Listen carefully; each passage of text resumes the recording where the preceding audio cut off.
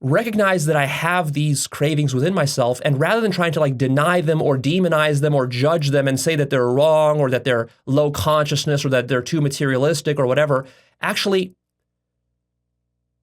maybe the higher spiritual move here is to admit, to accept, and then to actually work through them, not to just ignore them or to deny them.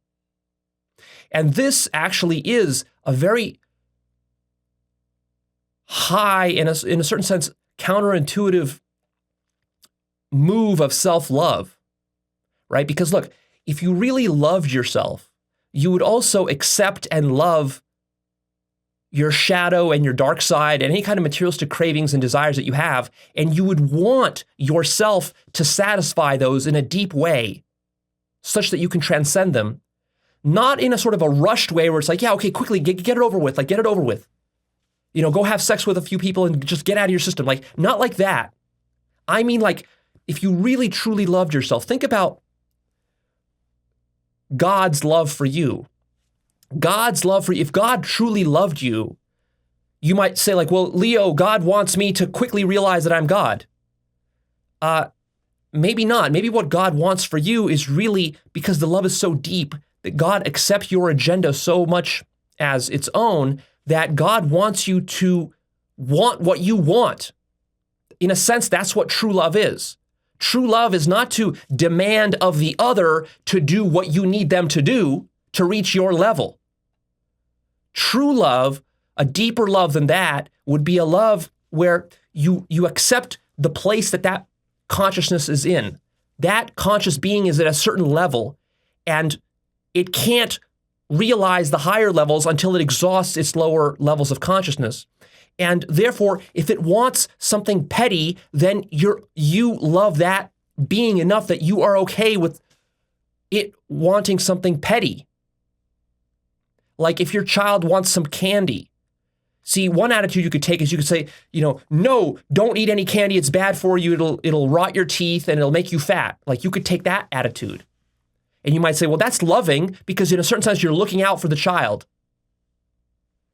That's one way to look at it. But another way to look at it is that still, it's not the deepest love. The deepest love would be to actually put yourself in the child's shoes. Don't look down at the child. What if you were the child? What if you had those cravings and you wanted some of that sugar?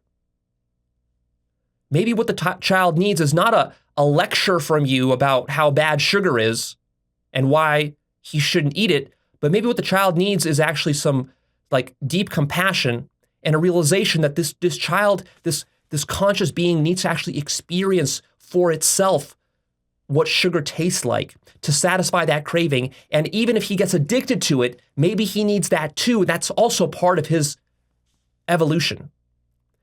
And then also, this conscious being needs to learn the downsides for itself, not to be lectured about how bad sugar is, but have the child eat the sugar and then realize what the downsides of it are through direct experience. So that then the child can awaken to something beyond the craving for sugar.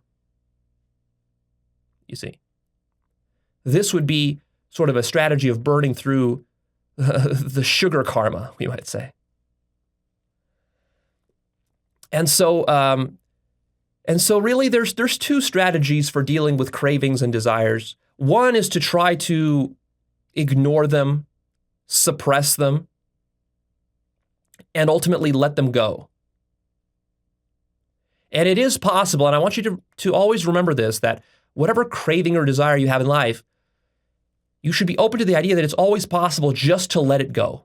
Just let it go. Whatever it is you want that you think you're lacking, just let it go. And in a certain sense, this is the most spiritually evolved and direct path towards your evolution, is just let it go if you can. But that's a big if. If you can. If you want to. See, you have to want to. Because if you do it out of a sort of a moralistic place, like a lot of religious people will do this. Stage blue religious people is they will try to, avoid sinful behavior because it's wrong and they're going to go to hell. And there's some sort of like they feel like there's an external moralistic pressure put upon them to not behave in sinful or evil ways. Well, that's definitely not going to work, because that's going to lead to guilt and suppression and repression, and that's a recipe for a lot of bad stuff. So the other approach is to actually recognize that you have this craving within you, and then actually to, in a non-self-destructive manner, to go about satisfying it. With the idea that you will pursue it for some number of years. Hopefully you will reach the results you want. You will experience the fruits. You will experience what it's like to satisfy that desire. And you will also experience that the satisfaction of that desire does not make you complete or happy in some ultimate sense. You're still going to be facing with unhappiness. And there's still going to be many problems in your life, and you're still not going to feel complete. And the reason that is because what you ultimately desire is you desire infinite love. You desire God. You don't just desire some sex or a relationship or some children or some money or a sports car. You desire something much deeper than that, but you yourself aren't ready to really face your true desire, and you're not really ready to surrender all of your attachments yet to reach that highest level of selflessness and love. So you have to work your way up to it in baby steps. So that's the second method. I think the second method is much more realistic for many people. And I want you to think about your own situation in life, whatever it is for you, whether it's food, sugar, sex, money, houses, cars, relationships, whatever. Get clear about what you really crave, and get clear about what things are you willing to surrender without experiencing them, and then what things are you unwilling to surrender? What desires and cravings are you simply unwilling to surrender without first experiencing them? Like, for example, let's say you're a virgin, and I tell you, hey, you can be totally happy and complete.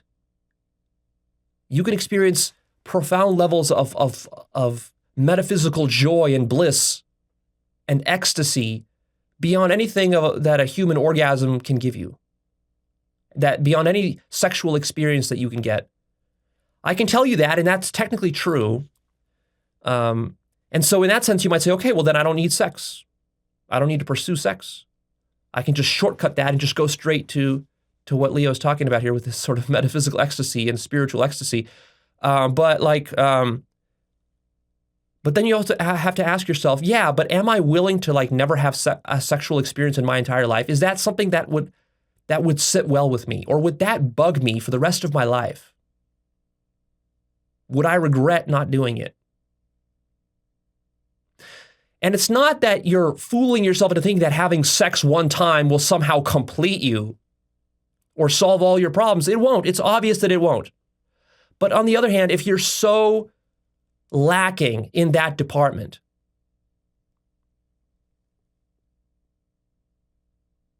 maybe it's not so wise to just treat that lack flippantly, as though it doesn't matter, as though it's not important. Maybe it is important.